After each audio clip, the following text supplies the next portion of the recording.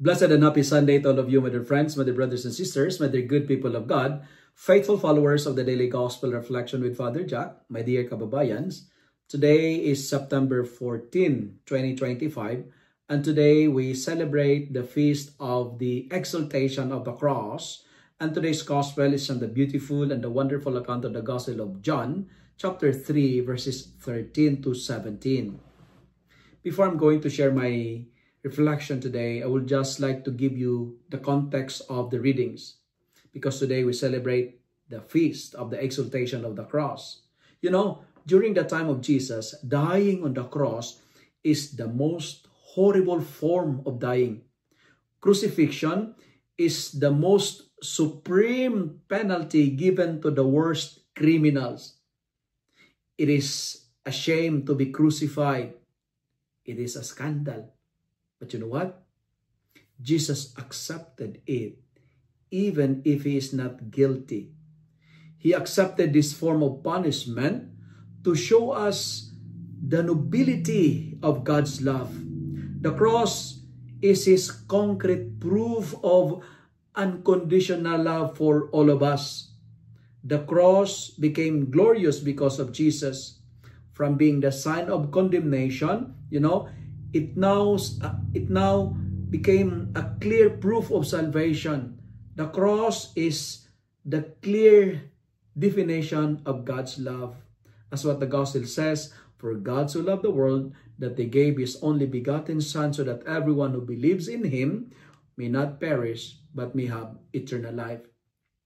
Today, we are reminded that the cross reminds us not to forget the wonderful works of the Lord. Jesus, being compassionate, forgive all our sins and restored his anger. We have a God who will not allow shame to dominate in our life. We are loved by God. And by dying on the cross, God shows us how precious and valuable we are to him.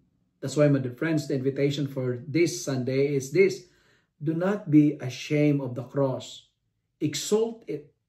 Be proud to profess it, because apart from the cross, there is no other ladder by which we may get into heaven.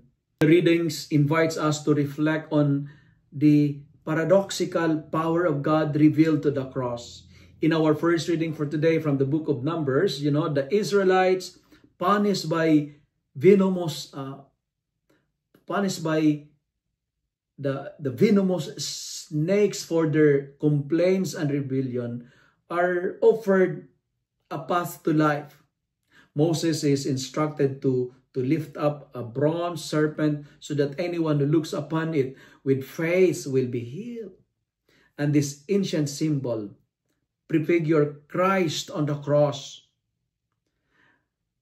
What was once a source of fear, a source of death, became an instrument of healing and salvation.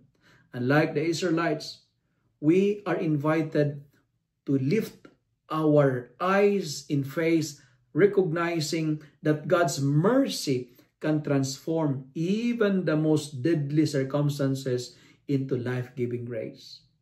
And in our second reading for today, from the letter of Paul to the Philippians, St. Paul reminds us that Christ, though divine, humbled himself and emptied himself even to death on the cross. And here, humility and suffering are elevated to glory. The cross, which the world consider a symbol of shame, a symbol of defeat, is God's instrument of victory. And through his obedience and self-emptying, we call it kenosis, Christ reveals that divine power works not through domination, not through power or earthly triumph, but God works through love, sacrifice, and service. What the world humiliates, God glorifies. What the world shuns, God exalts. And today's gospel makes the connection explicit, The Son of Man must be lifted up so that all who believe in him may have eternal life. The cross is the supreme sign of God's love and salvation. God does not send the cross as a punishment, but as a bridge to life, a revelation that suffering, when embraced with faith, when accepted with faith, can lead to eternal hope. The exaltation of the cross invites us to look upward. That is, to lift our eyes to the instrument of our salvation and to see not shame, but triumph of God's love. As what I've told you in my opening statement, we have a God who will not allow shame to dominate. Even in our moments of failure, even in our experience of humiliation and experience of sin, God transforms what seems like defeat into the path of glory.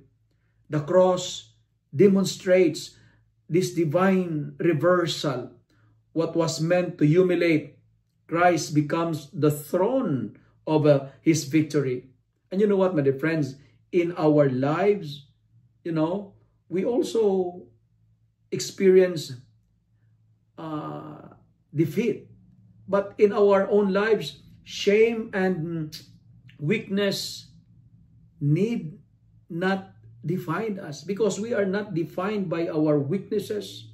When we unite our struggles to Christ's cross, God's grace can redeem them. And the cross assures us that nothing, not even sin, rejection, or suffering, can overpower the love of God. In every trial, God lifts us up, just as he lifted up his Son, turning shame into the very means of our redemption and eternal life.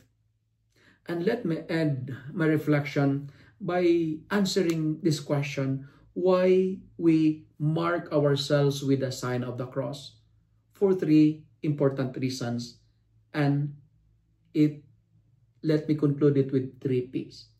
We mark ourselves with the sign of the cross because, first, the cross, it is the profession of our faith that God is Father, Son, and Spirit. One God, 3 person.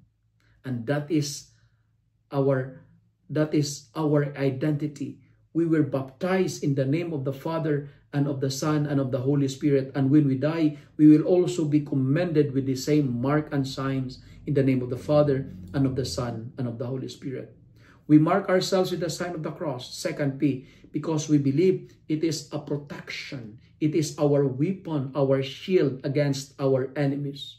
And third, the sign of the cross is a short form of prayer. Today, my dear friends, my dear brothers and sisters, do not be afraid of this beautiful and wonderful sign. Exalt the cross. Be proud of it, because it is the cross that will bring us to glory and victory. If you love and like this reflection, kindly share it with your friends, share it with your family, make the Word of God viral so that many will be blessed. Amen.